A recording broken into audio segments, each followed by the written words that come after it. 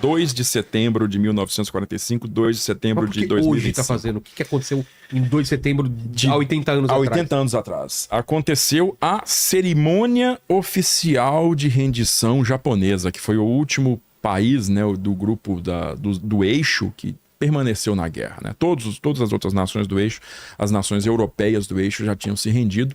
Sobrou o Japão lá no Pacífico. E o Japão estava bastante relutante em aceitar a derrota, né? Mas aí uma sequência de eventos bem complexa fez com que os japoneses finalmente aceitassem a derrota, né? Começando a dizer que eles nunca tinham sido derrotados na história deles. E a história deles é uma história curiosíssima, porque ela é ininterrupta.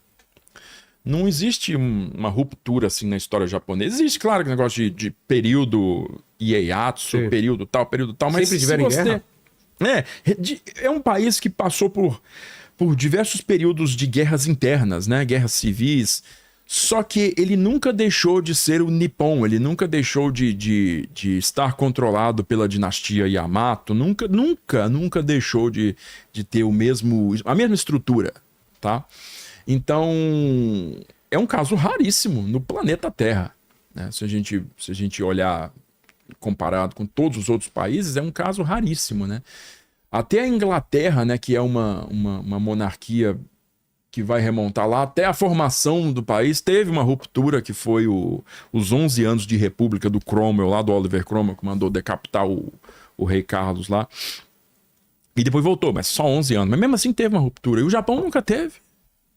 Então é um país que tem uma cultura, um povo extremamente tradicional, normas extremamente rígidas, que até hoje, em grande monta, continuam valendo, né?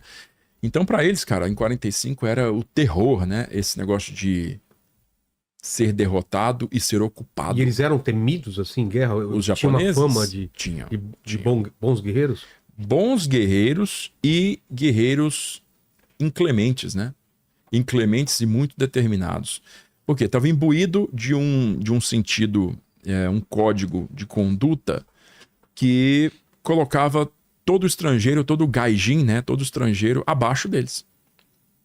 Então eles, uma vez que conquistavam aquele povo, eles tinham o direito de fazer o que quisesse com aquele povo. Então foi uma conquista muito violenta do Pacífico, né? Eu diria que, inclusive, mais direcionada aos ocidentais, né? Às potências ocidentais que eram colonizadoras da Ásia. O tratamento desse pessoal foi bastante violento.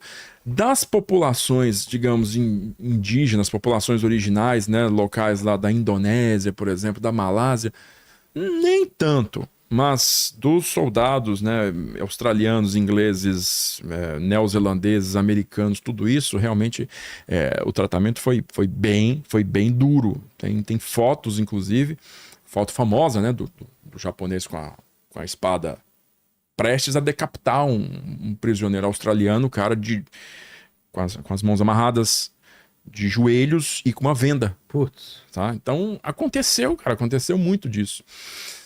E os japoneses tinham essa ojeriza, essa completa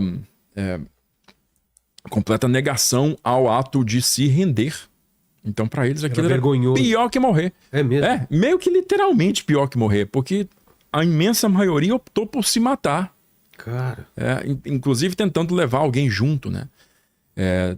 Tentou se matar. E você mencionou no começo aí o Band of Brothers. Você viu o The Pacific também? Sim, sim. Você lembra que ali no segundo episódio, que é o episódio das Ilhas Salomão, Guadalcanal. Ó, tem duas coisas. Primeiro Band of Brothers, depois The Pacific. O The Pacific. Lá no The Pacific, no episódio lá de Guadalcanal, tem justamente essa passagem, né? Um japonês lá meio que todo ferido, assim, o cara e os fuzileiros apontando a arma, se renda aí, cara, não sei o que. Aí o cara vai lá pra poder render ele, o japonês saca uma granada, tira o pino e abraça o cara. Pois é. Né? Então, vou levar alguém junto. Essas coisas que começaram ainda em 42 foram criando um nível de violência né? Um nível de agressividade no soldado americano que culminou em 45, cara, em situações completamente inimagináveis pra gente hoje, sabe?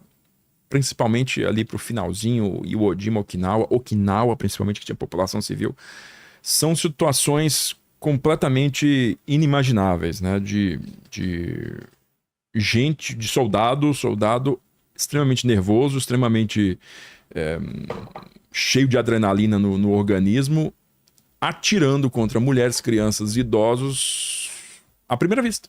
Se passa uma criança... De terror que tava... de terror que tava da criança voltar, abraçar ele com a granada, da mulher tentar espetar ele com bambu, qualquer bambu afiado, qualquer coisa do tipo. Porque quando acontece com seu amigo e seu amigo morre, você não vai querer que aconteça com você. Então, todo mundo ficou no estágio de selvageria, né? No modo berserk. Não é nesse que tem um barranco e tem eles mandavam Esse é o episódio 9 do The Pacific. Cara... Okinawa, da mulher com o bebê no braço. Isso, meu Deus. Horroroso, cara. Aquilo é horroroso. Os caras minam a mulher.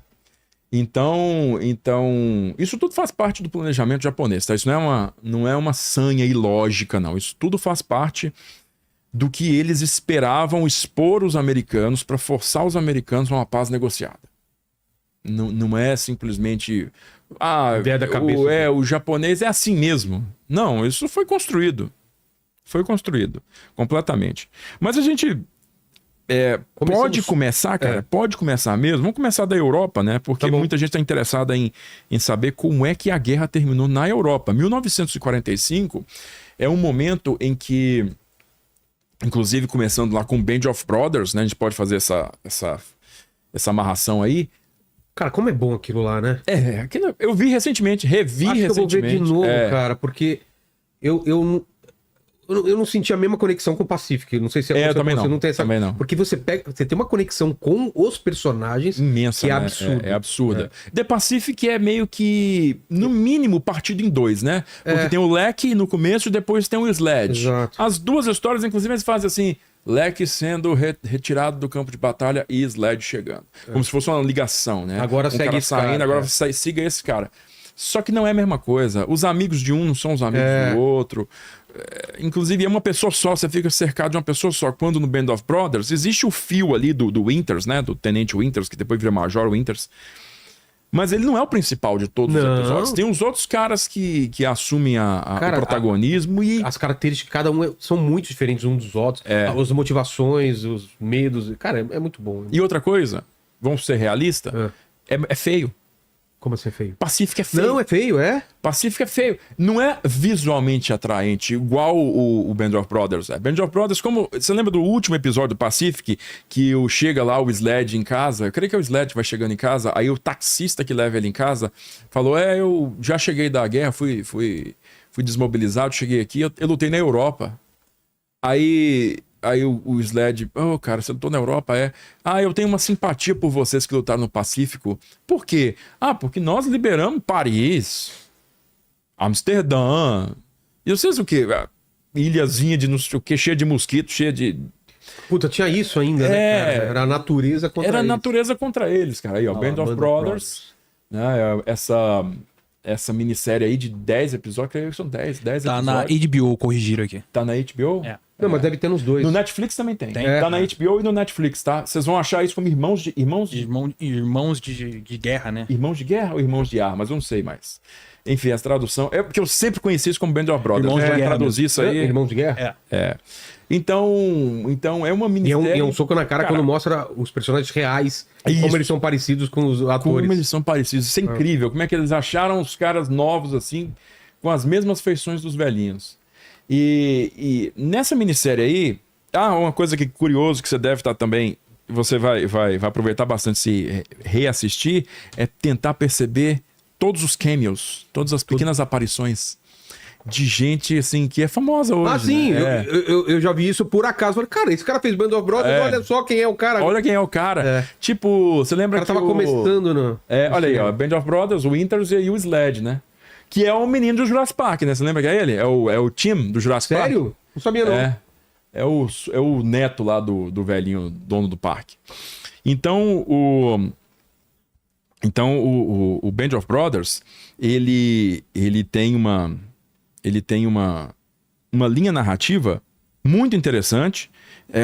A minissérie é bonita e tem diversas aparições. Você sabia que aquele comediante, cara, o Jimmy Fallon... Sei.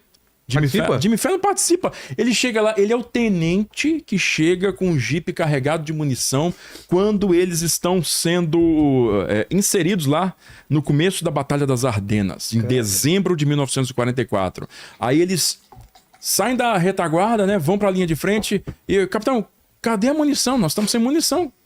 Aí, calma, gente, vai chegar a munição. Aí chega o Jimmy Fallon no jipe. Gente, eu trouxe a munição aqui pra vocês e tal. Vocês sabem, vocês têm noção que vocês vão ficar cercados, né? Ele fala, vocês vão ficar cercados, né? Aí até que o Winters... Aí o Jimmy Fallon aí. Nossa. O Winters vai dar aquela resposta épica pra ele. Nós somos paraquedistas, tenente. Nosso dever é estar cercado. Porra! Aí ele fala, eu não sei se eu vou conseguir voltar. Vou tentar voltar com mais munição, não sei se eu vou conseguir. É rapidinho, o Jimmy Fallon sai. Mas aí tem o Tom Hardy. Tem o Michael Fassbender, tem aquele outro cara que fez o X-Men Origins lá com o Fassbender, cara, que fez o Xavier. Eu sei quem é o... O inglês lá, o escocês. Putz. McAvoy. James McAvoy. James McAvoy. Putz, tem tantos caras que aparecem em um único episódio. O McAvoy, por exemplo, ele aparece lá, ele é um paraquedista substituto e o pessoal dá uma zoada nele, porque ele tá usando a condecoração da unidade, né? Que era pelo dia D. E aí chega um soldado, você tava no dia D? Ele, não, cara, tava não. Mas é uma condecoração de unidade. Você não tava lá, né, seu palhaço? aí, não, vou tirar, pô. E aí ele é morto em combate pouco depois, sabe? Então tem muita gente, é incrível como tem gente nessa minissérie aí. E a gente começa justamente nesse ponto aí, né? Que é os norte-americanos, os britânicos, aquela frente de batalha ali, conseguindo finalmente vencer o contingente alemão que estava na Bélgica, né? Na região das Ardenas. Então, finalmente, no começo de 1945, o avanço contra a Alemanha pode recomeçar, né? A tentativa britânica de dar o balão, né, por cima pelo litoral falha. E aí, no mês de março, quando realmente o degelo vai acontecer com uma certeza maior, vai acontecer a travessia do Reno, né? A travessia do Reno, ela vai ser iniciada por um acidente, né? Eles encontram uma ponte intacta. Os alemães... o rio Reno é um rio enorme, gigantesco, que nasce nos Alpes e vai subindo até o Mar do Norte, né? Nisso ele forma boa parte da divisa da França com a Alemanha, depois ele corta a Alemanha, de sul até norte, depois ele vai atravessar a Holanda e vai desembocar lá em cima no mar, né? Então esse rio é o último grande obstáculo natural da Europa naquele ponto ali, olha lá. Ali onde a gente tá vendo, dá uma ampliadinha aí, Kratos. Cara, esse Qual parte rio... você quer que amplia? No meio ali, onde tá escrito Luxemburgo. Luxemburgo não, que é aquilo? Lugdurno? Duro... Nossa, que você pegou aí? Que loucura é essa, velho? Não, tudo bem, isso aí deve ser coisa de outras eras aí, mas onde você tava fazendo o zoom... Aí, agora... O que você colocou na busca aí? Desce. Isso aí. Desce aí, Kratos. Não, sobe então, Kratos. É o movimento contrário. Esse riozão que tá no meio dessa área aí, ó. Passa o mapa em cima. Não, mais pra cá um pouquinho. Esse, você acabou de passar em cima dele. Aqui? Não, pra cá, Isso, esse. Esse rio que tá aqui, ó. Do lado da mãozinha aí. O que vai de sul pro norte. Tá. O grandão. Sei. Esse mesmo, Kratos, esse mesmo.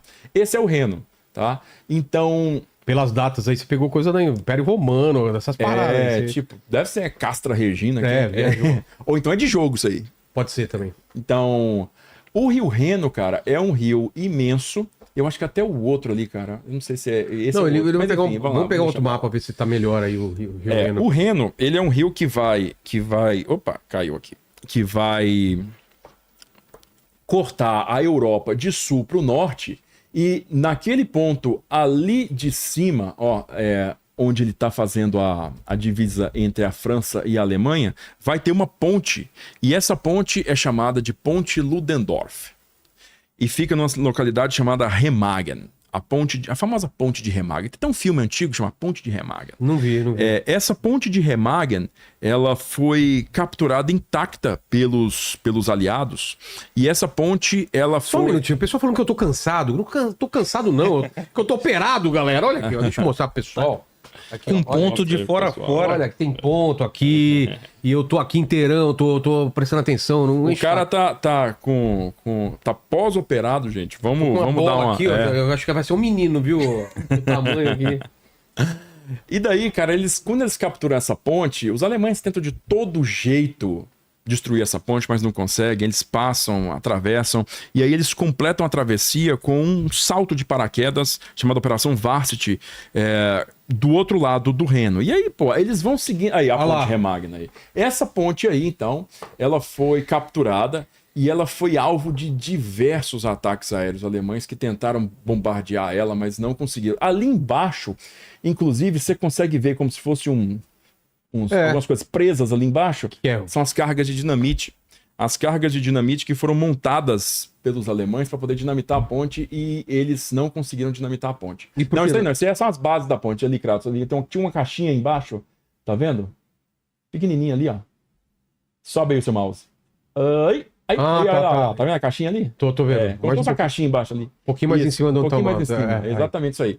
Aí eles capturam a ponte e essa ponte então é utilizada para atravessar. Essa ponte, inclusive, ela cai pouco tempo depois por conta do excesso de peso que ela foi submetida. Ela vai cair.